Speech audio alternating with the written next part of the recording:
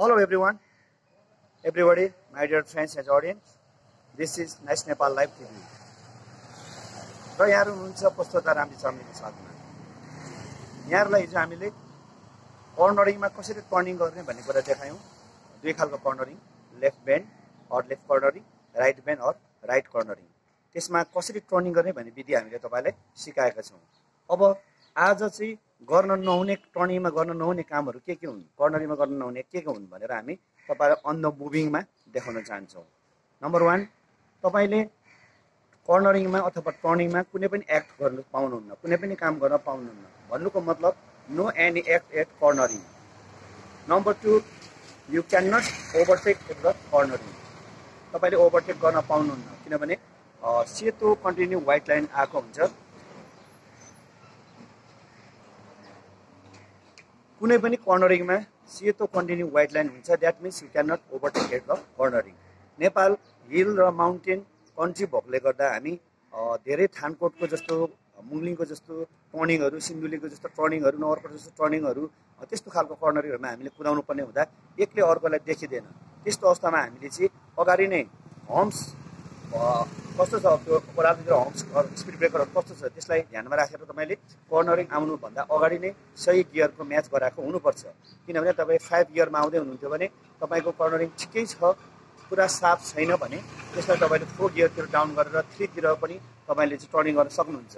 तर साफ खालको कर्नरिङ छ भने चाहिँ तपाईले गियर 2 सम्म लगाउनु पर्ने हुन्छ। कुनै कर्नरिङमा गियर 1 पनि लगाउनु पर्ने हुन्छ। जस्तो तपाई सिन्धुलीको बाटो हिँड्दै हुनुहुन्छ भने ती साफ कर्नरिङहरुमा चाहिँ भित्तो हुन्छ हैन, पर्खालहरु हुन्छ, त्यो देखिदैन। त्यसकारण तपाईले सबभन्दा पहिला त्यो कर्नरिङ आउन अगाडि नै तपाईले चाहिँ सही गियर, कुन गियर म्याच हुन्छ भनेर तपाईले अनुमान गरेर अगाडि लगाइसकेको हुनुपर्छ। यसर्थ तपाई कर्नरिङमा गएर ब्रेक कर्नरिङमा गएर तपाईले क्लच थिच्ने, गियर चेन्ज गर्ने खालका मल्टी फंक्सन कामहरु गर्नुहुन्छ भने तपाईलाई चाहिँ एक्सिडेन्टको सम्भावना चाहिँ बेसी हुन्छ। र कर्नरिङमा चाहिँ 80% एक्सिडेन्टको सम्भावना, जोखिम, हाई रिस्क हुन्छ त्यहाँनिर चाहिँ। त्यसकारण हामीले कर्नरिङमा चाहिँ कसरी कुदाउने, के गर्ने भन्ने बारेमा चाहिँ तपाईलाई हामी अहिले लाइभ भिडियो देखाउन चाहन्छौँ। केही छैन। धन्यवाद। वाच मात्रै गरे। So my dear friends, we are going to turn right. So मैले अघि नै इन्डिकेटर दिइसके र मैले राइट विङ मिरर क्लियर गर्दैछु, हेर्दैछु। एउटा स्कुटी आइरहेको छ, उसलाई म पास थ्रु गर्छु, जान दिन्छु।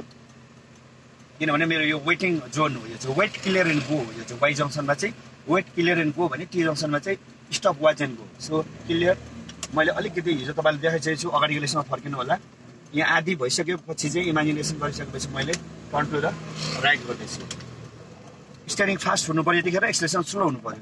यसलाई छिटो मैले स्टियरिङ करेक्सन गर्छु। अब गएँ,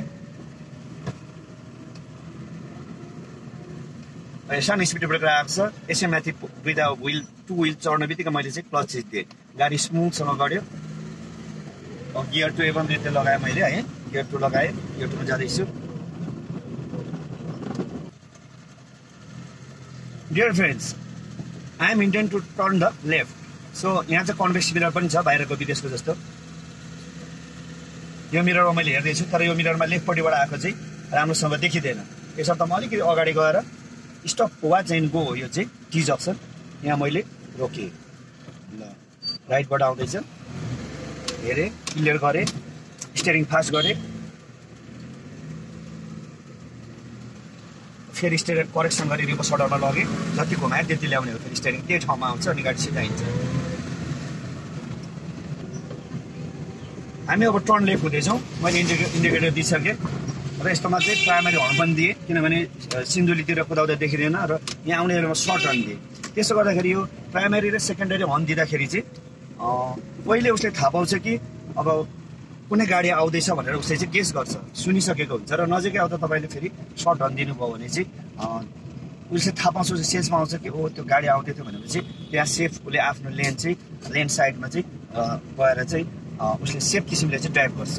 र अब लेन मर्जिङ भन्छ, यो उताबाट आउँछ होइन, यो एउटा एरो जस्तो छ, यतिखेर चाहिँ राइट चाहिँ हामीले हेर्न पर्ने हुन्छ।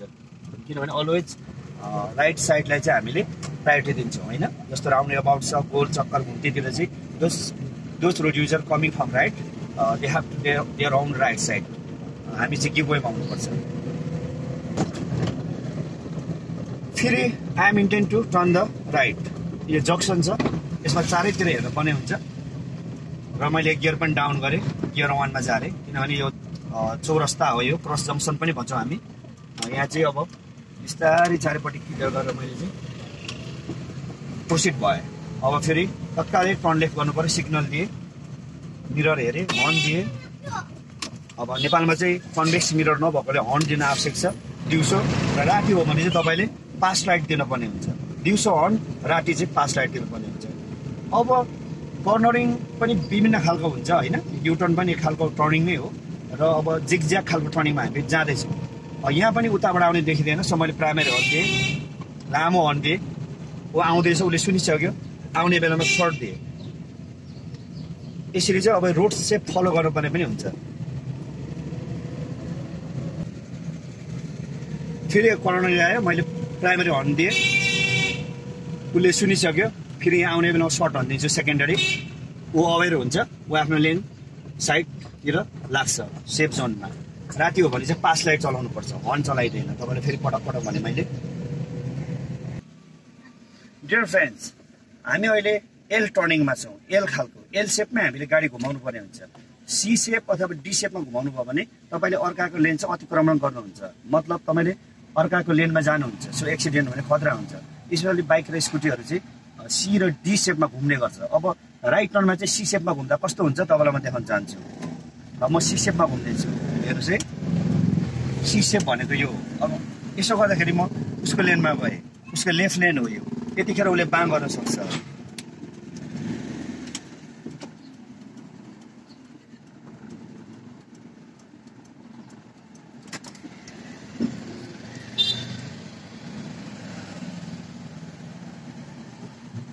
अब कसरी घुम्ने भन्दा एल सेपमा तपाईँ अलिकति अगाडि जाने यो चाहिँ राइट हो हिजो पनि मैले तपाईँलाई देखाएको छु एल सेपमै घुम्नु पर्छ तपाईँ यहाँसम्म तपाईँको लेन हो यहाँ बिचमा व्हाइट लाइन हुन्छ बल्ल तपाईँ turn right starting fast acceleration slow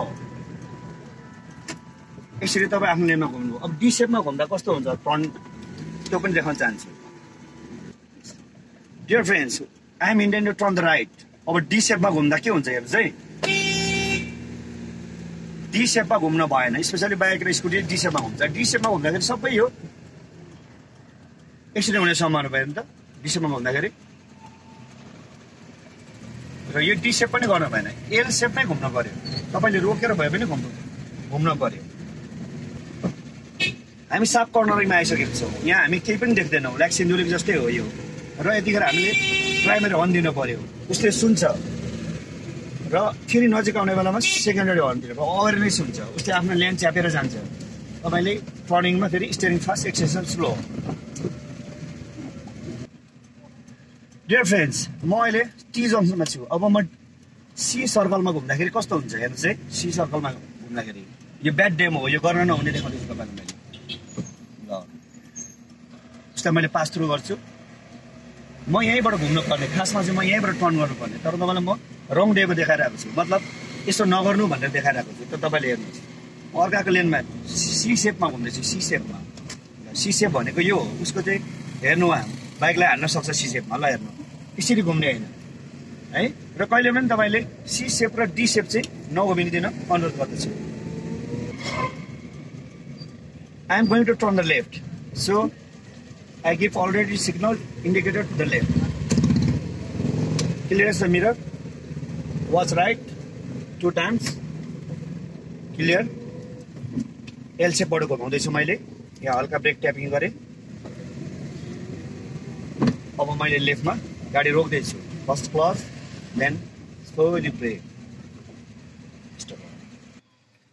everyone my dear friends audience and my page followers everybody सबैलाई म धन्यवाद भन्न चाहन्छु र मैले अहिले दिएको कर्नरिङको लेसन्स र हिजो दिएको कर्नरिङको लेसनमा अलिकति फरक छन् हिजो चाहिँ कर्नरिङको सेपको बारेमा बाटोको बारेमा कुरा गरेको थियो भने अहिले चाहिँ what to do or what not to do के गर्ने र के नगर्ने कर्नरिङमा भन्ने मैले आज दिएको छु तपाईँले प्रिभियस लेसनतिर फर्किनु होला र यहाँहरूलाई यति भन्दै हाम्रो channel nice Nepal live TV मन पराइदिनु भएकोमा हुन्छ भने सब्सक्राइब सेयर कमेन्ट गरिदिनु होला भन्दै म यहाँहरूसँग आजलाई ब्रेक लिन चाहन्छु धन्यवाद थ्याङ्क यू